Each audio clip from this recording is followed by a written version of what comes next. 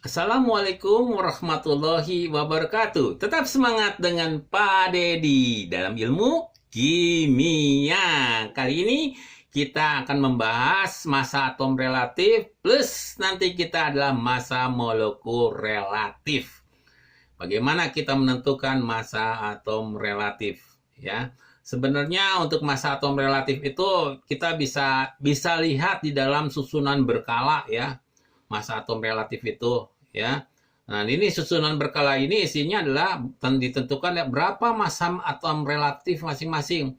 Nah, perlu kalian ketahui bahwa kalau kita memiliki suatu tabel sistem periodik ini, biasanya massa atom relatif ini letaknya di sebelah kanan ini yang kecil nih. Ya, jadi jangan yang paling kiri. Yang kiri ini adalah nomor atom. Ya, kadang-kadang anak-anak suka salah memperkirakan mana sih massa atom relatifnya sebelah sini. Dan biasanya nanti dalam pelaksanaannya biasanya kita dibulatkan untuk mempermudah hitungan. Ya, untuk massa atom relatif ini sangat berkaitan sekali antara massa atom relatif dengan massa molekul relatif. Ya. Di dalam massa atom relatif di sini, ya, X misalnya kita, itu merupakan perbandingan massa atom rata-rata unsur X terhadap 1/12 kali massa atom karbon 12. Kenapa kita gunakan atom karbon 12? Tidak lain bahwa ini adalah yang paling stabil. Kalau misalnya 12 per kali 1/12 itu sama dengan 1. Ya, jadi artinya massa atom relatif X itu sama dengan massa atom rata-rata unsur X. Ya, massa rata-rata atom unsur X. Oke, kita coba soal ya. Unsur nitrogen 14 nih, jadi ada isotopnya.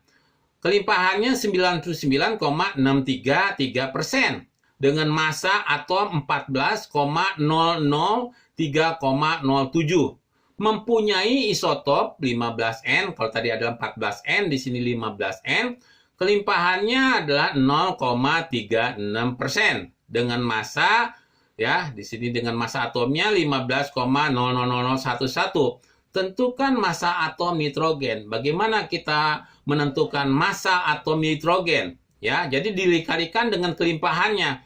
Massa atom kelimpahan dikalikan dengan massa atom, ya, kelimpahan dikalikan massa atom, ya. Nah, di sini kemudian juga di sini kelimpahan kalikan dengan massa atom. Ya, kalau kita jumlahkan kan di sini kelimpahannya 100, maka kita akan membagi menjadi 100. Hasil hitungannya adalah 14,00557. Jadi massa atom relatif unsur R ini adalah 14,0057 ya.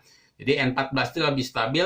Karena lebih stabil, maka jumlahnya relatif akan lebih banyak ya dibandingkan yang isotop yang tidak stabil. Nah, soal berikutnya ya, kita beri suatu soal-soal yang sedikit beragam. Di sini boron memiliki 2 isotop ya, boron mempunyai 2 isotop yaitu 10B boron dan 11 boron.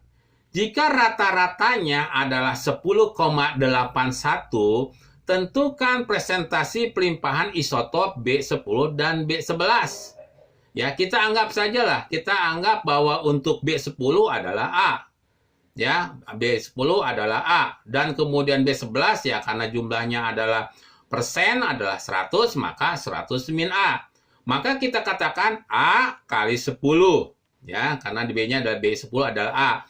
A kali 10. Ditambah 100 min A kali 11 ya, dibagi 100, maka kita akan memperoleh di sini ya, 100-nya kita pindahkan ke sebelah kiri, berarti 10,81 dikalikan 100 sama dengan A kali 10, 10A, kemudian ditambah 100 dikalikan 11 adalah 1100, kemudian dikurangi 11A. Maka kalau kita lihat kan di sini 10,81 kali 1000 berarti kan 1081. Sama dengan 1011 dan dikurangi A. A-nya kita pindahkan ke depan, ininya nanti pindahkan ke kiri, maka kita akan memperoleh A sebanyak 19. Jadi presentasi isotop kan tadi A-nya 19 ya. Jadi B10 itu adalah 19%.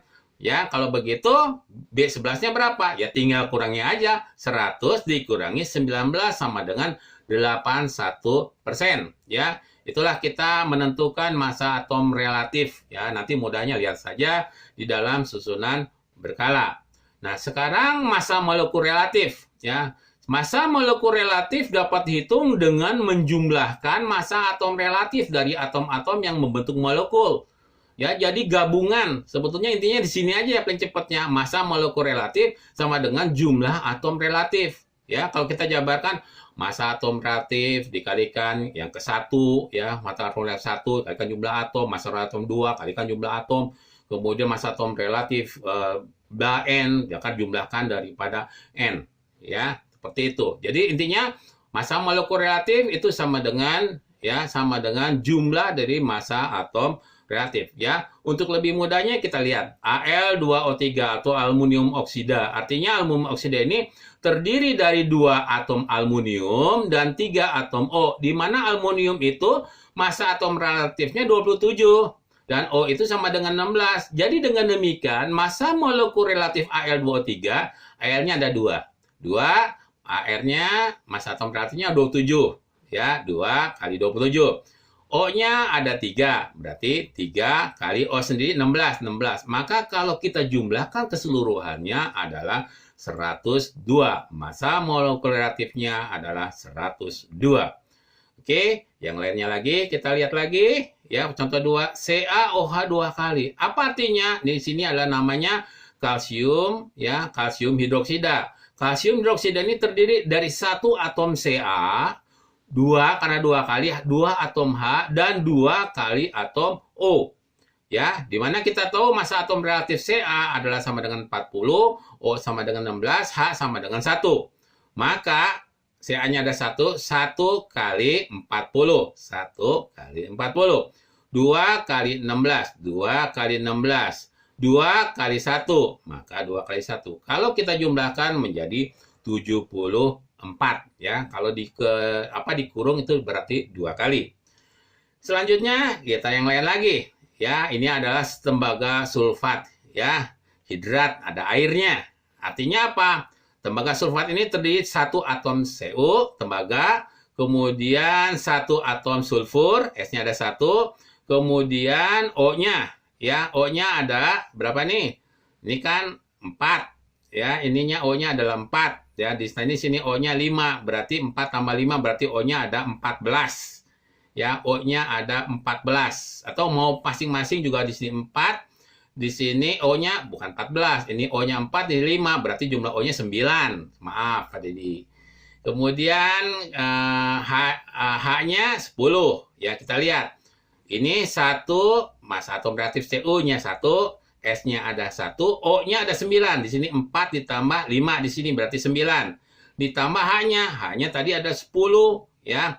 Nah, 1 kali 6 4, 1 kali 3 2, 9 kali 16 dan 10 kali 1.